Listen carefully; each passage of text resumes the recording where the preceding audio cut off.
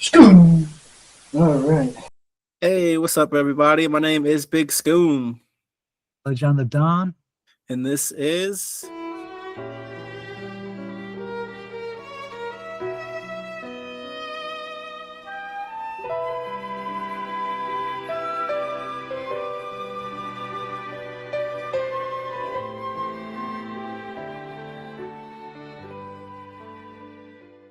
It's kind of a different question than we usually ask.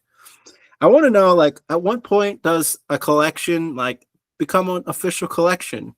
Or does it become something more than a collection?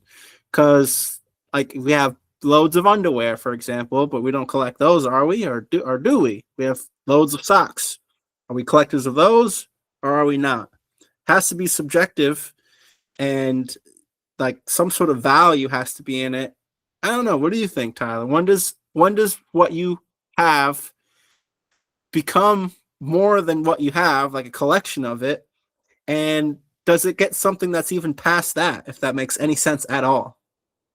Yeah, I mean, at what point is your collection a hoarding situation to where I have 5 lawnmowers, right? And it's like, well, 3 of them are broken and one is repainted a different color and you're trying to sell it, like, or is it because you're like, oh, I got 3 of these special types, like a John Deere, right? And it's like authentic paint and stuff like that, right? It might be part of the mint condition thing. That's the line between hoarding and collecting, right? Like, oh, I actually take care of this thing though. I kind of like that. You can't be a collector unless they're like in good shape, type of thing. Is that what would be the determining factor if it was a collection versus a hoard? If it's in broken down shape and it just you can look at it but you can't use it kind of thing, that's hoarding. Yeah. I mean, even subconsciously, that makes sense because, again, like our socks, for example, they're all used and right, we don't keep them all super mint. So, like, that's not a collection. Like, they're my Well, socks. no, right? Yeah, because the ones with holes or whatever you throw away. I don't know. That's a necessity though. Right? Like nobody would collect socks, quote unquote, because that's a necessity. It's like collecting food for the freezer kind of thing, All right. Yeah, I guess you're right. right? Then again, But eventually the food even goes, it spoils, so you got to get rid of it. Your socks get holes in them, so you got to get rid of it. You have to replace it at some point. So that's why that wouldn't be a collection, right? Like if you're collecting a mint cigar, right? You know it was only rolled one time in, let's say, 2012, right? And then you have it until 2052. That's a collection. That's a collectible. Like that thing, that one specific thing can't be replicated. Like Padron, they number their cigar. So literally, you've got one of a kind, baby boy. That's well, why. you know what I was just thinking was maybe we're using or we think of the word collection wrong. Maybe Okay. it's more of maybe we're taking it too extreme. Maybe everything really is a collection. Like we're a collector of food. We're just Boom. everything's a collection, but we kind of just savor it for like this other thing. But is that possible? I agree. I think that could be possible. I don't know. I mean, I collect a lot of different things. Cologne. I collect cologne. So yeah, I don't use all of them, but sometimes I have certain ones for like certain kind of events, you know. If I'm going to work, I got a handful, and if I'm going to an event, I got a handful. You know what's kind of weird? Kind of, I guess not really. I would say it's a collection if it's a necessity or not, right? Like cologne, is it a necessity? It's a, what do they call it? It's like the I need us versus the I want us. You want to smell good. You don't need to smell good. All right. Yeah. You know what's kind of interesting? What's that?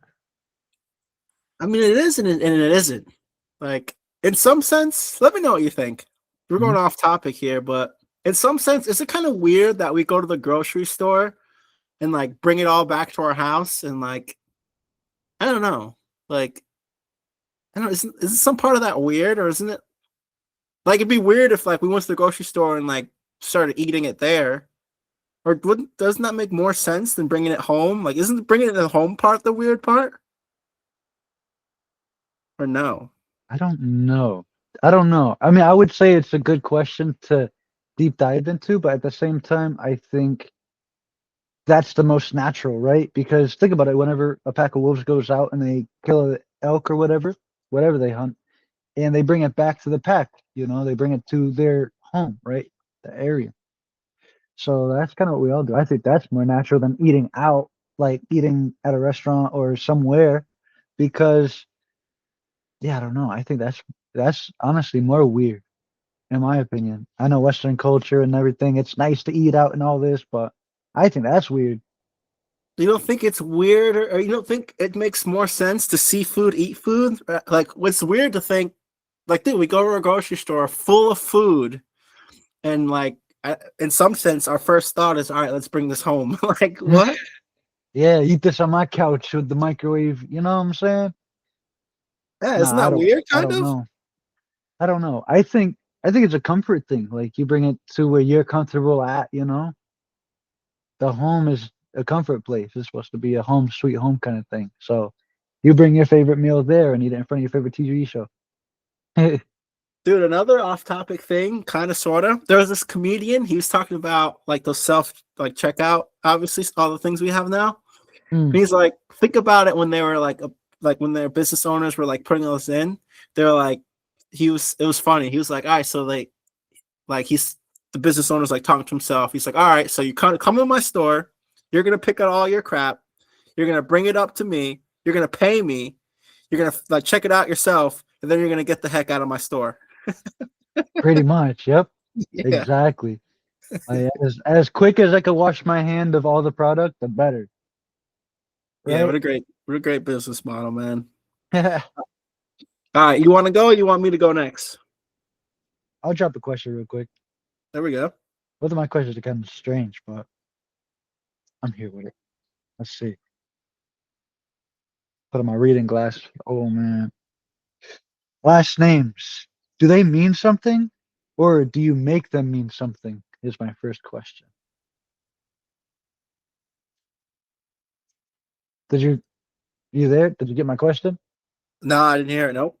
Oh my bad. Last names. Do they mean something? Or do you make them mean something?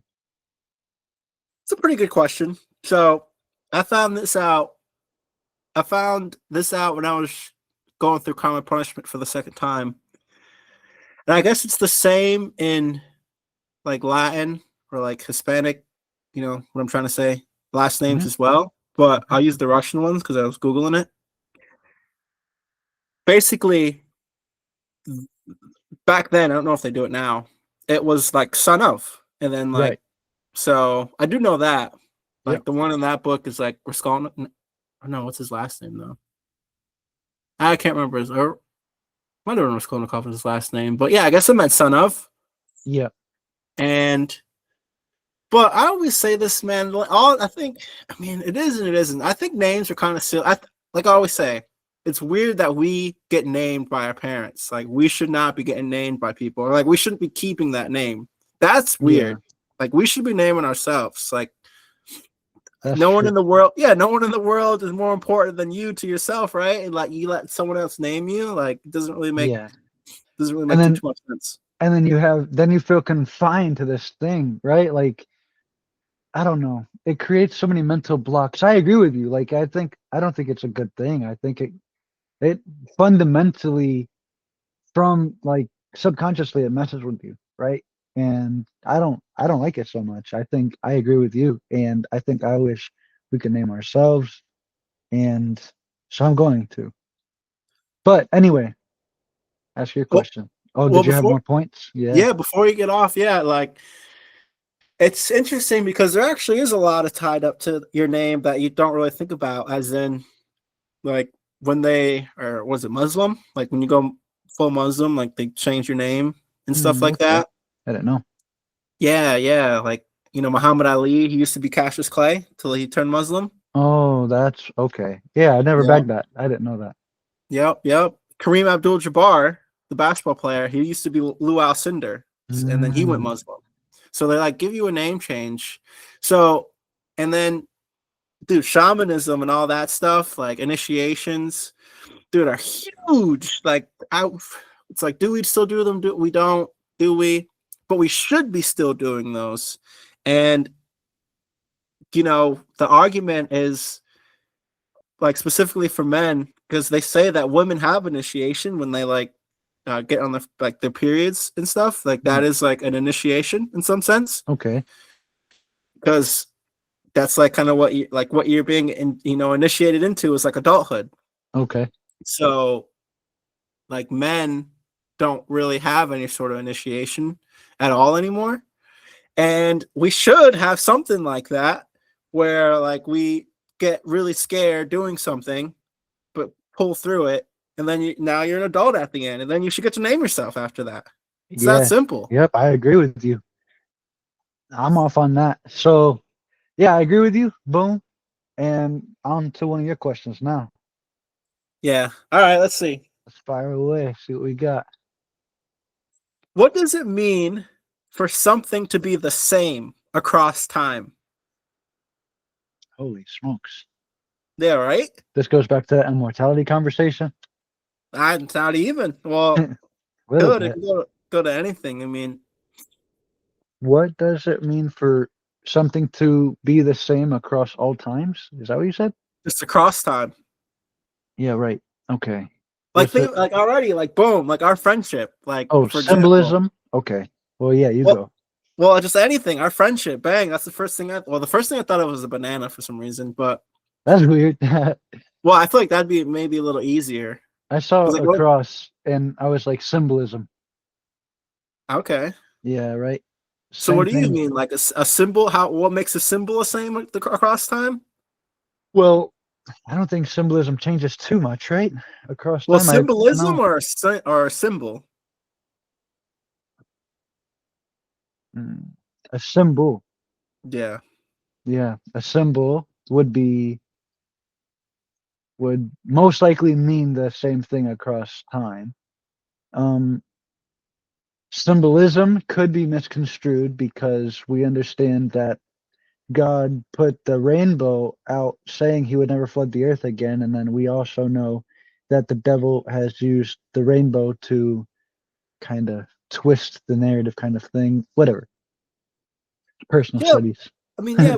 Before we get too off topic, Yep. I was gonna use something like our friendship. Like Okay. Yeah.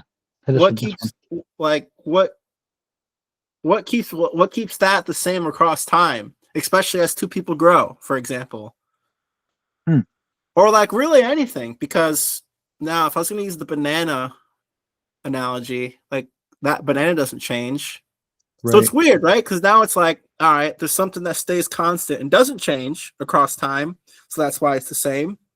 Or like a relationship that does change and grow throughout time. Then then it wouldn't be the same then. No. No. So does that mean the only thing that could be the same across time is something that doesn't change?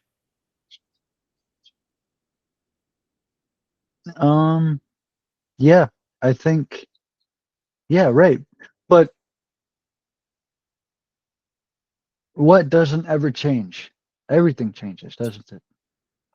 I think I don't know. there's maybe only two things is good and evil. Those two things are constant, right? And then even everything else changes between the two or whatever. Nothing's ever constant. It's funny. It's funny because like now I'm thinking of that banana. Like that banana doesn't change across time, even if it starts to rot Yeah. slowly. It's still a banana, right? It's still, yeah, yeah. Well, yeah. Well, then it goes. I don't know, because then it goes into well, that used to be a banana, right? But I think that's something that humans do. As like, oh, it's no longer. It's still identifiable, but it's no longer edible, so it's no longer useful. So now we're like, oh, it used to be this. I don't know. That just might be the art of communication. That's really strange that your mind went there. At some point, you would say that used to be a banana. Well, I guess it'd have to be pretty darn freaking mushy at that point. Oh yeah, dude. No, that's not a banana anymore, fam. Like whatever I'm like, yeah, dude, that's compost. I'll Yeah, I let you guess know. you're right. You know what I'm saying? Like at some point, because we identify a banana with something that's nutritious, right? Nutritious, yellow, bro. It's crazy You because make banana bread, and you're not saying, oh, I made. I don't know. It has parts of banana. I don't know. It's just no longer a banana. No longer is. It's crazy because there's so many ways to let's go on that first. Yeah, go for it. It's a little off topic, but there's like this like study or whatever where like if you spit into a cup, like your own spit, like people won't drink it again, even though it's like was just Ooh, in their mouth. Like it's yeah. like in your mouth now. That's not freaking gross. But if you put it into a cup Right. and like wait a second, 2 seconds, so like, well, that's no longer me anymore. Yeah, I know. I'm that way, dude. Dude, I'm a big freaking, what do they call that? It's like a germaphobe or whatever. I actually heard that like the more predisposed somebody is to like their disgust sensitivity is like correlated to their IQ level. So like usually the more disgust sensitive they are, typically the higher IQ they have. Yeah. That's funny. But you know it's interesting because dude, life is so funny, dude. Language is so cool. So like you know that spit analogy I just said, Yeah. obviously. Yep. The minute it leaves your body, it's not yours anymore. Technically, is it though? I don't think technically it is. You're probably right, but here's why Yeah. it's funny because think of it like a child. Okay. Like you would gladly, like, is your child still part of you? Now think, like, Oh let's say yeah, you say, right. People will die on that hill too. I know where you're going, and people will die on that hill. because think if you say yes or no, right? Yep. It's Yep. like whether you say yes or no, most people would gladly chop off a piece of their actual self to save their child. Yeah, I know. Give you their last long or whatever. They would, yeah, they would easily actually take off a real piece of their arm Yeah, and for here you something go. Like, yeah, that's not them or is them. So like you're willing to like, you know, it's like a catch-22. yeah. But that's what sacrifice is, right? I mean, it's hard to tell that story or explanation without using the word sacrifice, right? Like that's just what a parent will do. You sacrifice anything for that thing. Yeah, I mean, But where do we draw the line between our own spit and our own child are not the same? Yeah, I know. But at the same time, you're not gonna like ingest your child. Like I wouldn't put a thing of spit out of a cup back inside of me, but I wouldn't put my child back inside me either. So there's that. is I that don't the know. argument for why they're not part of you, right? Which is a pretty sound one. It's a pretty good one. Yeah, I think so. Whatever. Yeah. Like, yeah, nah. I just nah. I'm a big germaphobe, and I'm not getting behind none of that. Like, bro, if my kid spits on the ground, I'm like, let's try not to do that, okay? Yeah, I wasn't allowed to spit either. It's interesting though because with the banana thing, it's like because it's funny how we could look at it after some time and say, "Oh, that's not a banana anymore," Yeah. but when we first look at it, how we can like be so sure that it actually is a banana. So it is all just like really subjective and like so really it's not where I'm getting at now. It's like really, can you even say that something could be the same across time? Because the only way you could is if you were sure that you knew what it was at first. Which how is that even possible? That's what I was saying earlier when you first asked this. I was like, can something be constant across time? Like, can what? That's why dude, my brain just went to good and evil because it's always been one or the other, and one or the other has to be pure of one or the other, right? Pure good or pure evil, and then that has to stay consistent as like, okay, that one thing is never going to be good, or that one thing will never be bad because they are consistently what they are. You know, that's almost a contradiction too, because it's like, I know, dude. Even breaking that down, I know. Whenever you hear that, it's like not even that makes sense. Can something be consistent even on one of those? well, that's why it really provoked thought in me because it's like the only reason why those things are constant over time is because they change over time. Or the only constant thing about good and evil throughout time is that they change over time. So since they constantly change over time, eternally, is why they're the same throughout time. It's like a catch-22. It's like a contradiction. Oh, okay. That's super interesting. It's because the yin and the yang is constantly rotating, why there is the back and forth of the I don't know, man. It makes Well, sense, no, just but Well, no, just the only reason that they're the same over time is It's because they're because they. constantly changing. Yes, that's the only. Yep. Yeah. Sheesh. It's like a positive and negative atom, right? They are constantly changing all the time, pushing each other away from the other one. Yeah, it is. All right, your turn for a question. All right, let's see. Yep, take your time. I'll dress it all up, edit it all out. All right. My next one is fire, dude. At least in my opinion, I like this one. Go Starting for it. over. All right, starting over. Where does these two words take your mind? Fresh start or terrible failure? Starting over. It's just two words, and I just want to know where starting over takes your brain. It went. One of them was fresh start, right? Mm-hmm. Goes to One the was fresh. one was a fresh start, and then the other one was a total failure because you had to end to start over, of course. Yeah, my mind start when you brought up starting over. My mind went to fresh start. You know what do they say? Like, if you don't like this chapter, then turn the page. Yeah, fire.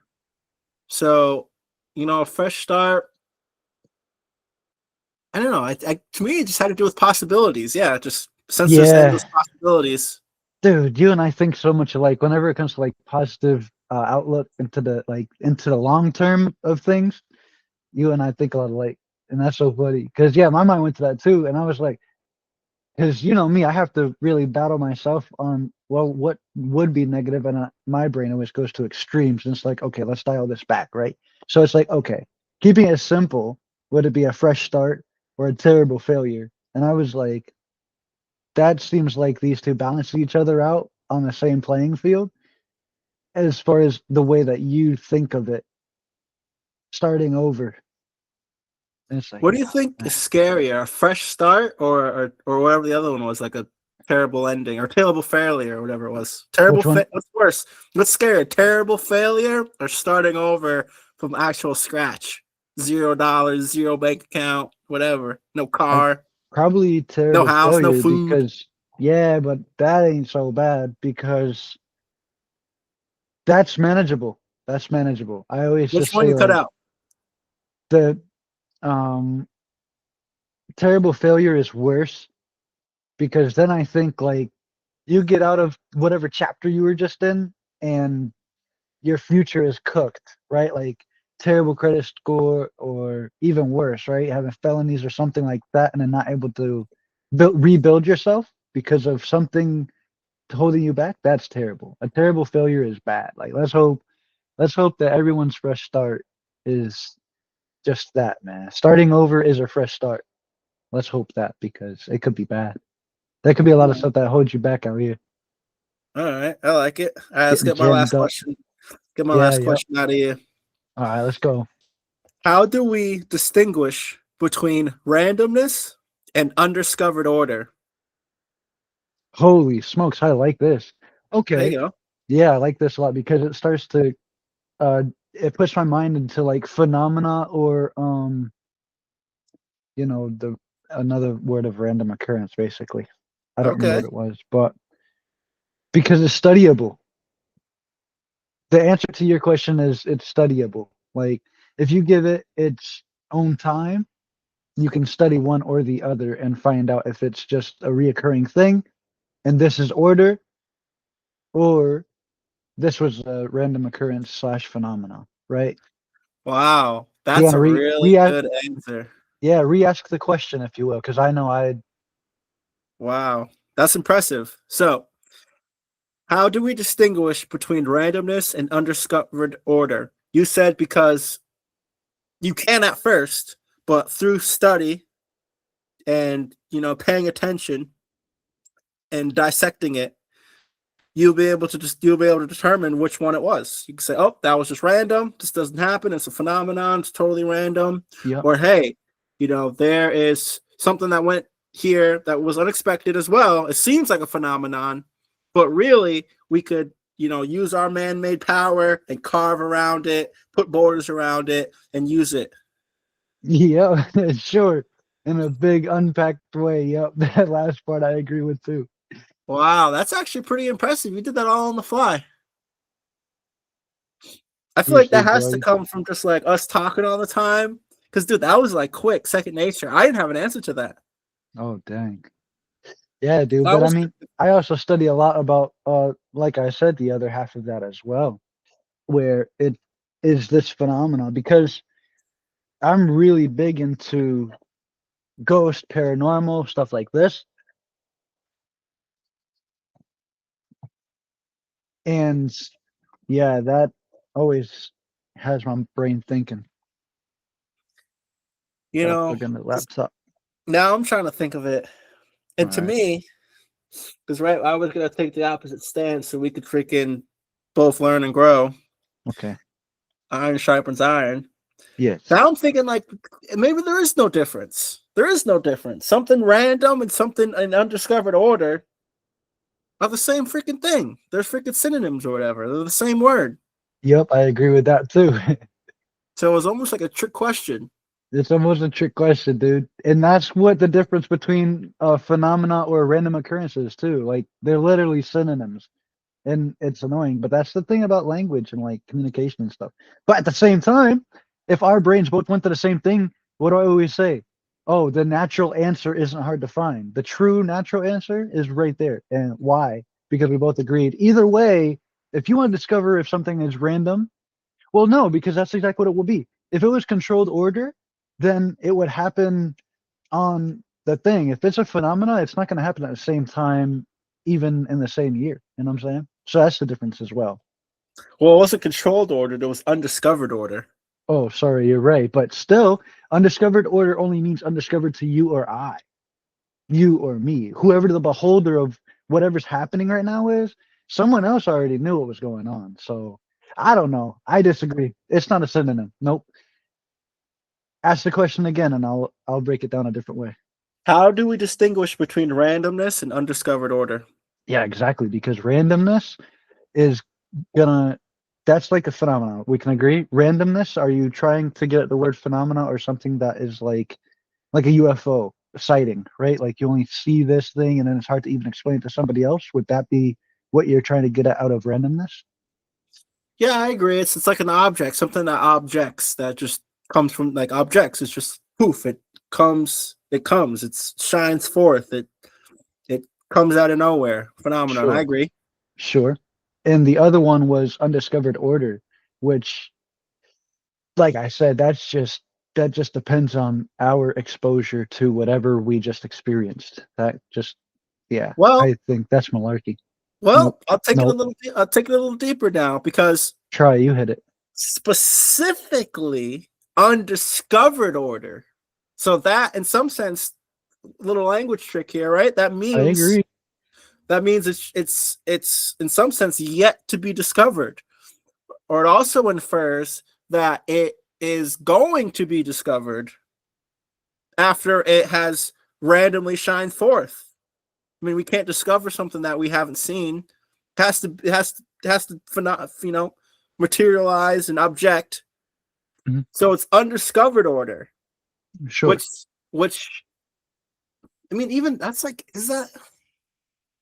that's almost like a freaking contradiction too. Like, how can there be something called undiscovered order? Because the only way that we could represent what's popped out would have to require some sort of discovery of what it is already, Hmm. Or like a you are the UFO, first one to like a discover it. UFO. Yeah, Well, sure. no, like a UFO. Okay. We have concepts of UFOs. We can't Yes, call a UFO if we didn't know what the heck UFOs already were. I agree. We put it in a frame in our brain. Like you always talk about Exactly. framing, right? So Yep. now we have an image, and now we all have like so many different images of like what they look like too. Like some people think about Star Trek and all kinds of crazy stuff, but or the most common, the little silver disc you see on the Jetsons. That's a mostly common UFO. But we put it Undiscovered in a order. frame. So you have to you have to be able to frame it. You have to be able to frame it. I'm stealing this from you. And if you can't frame it, you can't even call that order. Or you could only call it Exactly. order because of what it's framed as. Like, oh, there's this one let's call it a leader, have control over 12, a dozen followers, that would be undiscovered control. Is that what you said it was? Undiscovered order. Right. Well, I guess I kind of get it now. Because It's like us visiting an uncharted island, right? And there's undiscovered order there because whoever habits cohabits the island already, they have an order, right? But we don't know about it because we're outsiders. We're from a different land. So that's Alright. what I think of when you say undiscovered order. That's where my mind originally went. Yeah. Yep. You debunked me. So yep, you're In right. the first one, you're just talking about phenomena, and that's hard to prove as it is already. I agree. All right. Yep. So I'm glad a little roads we went down there because we were like, okay, they're synonyms, but they're not. They're definitely not. So boom, that's my Skoom speech. That's it, baby boy. Thank you for joining me today, Tyler.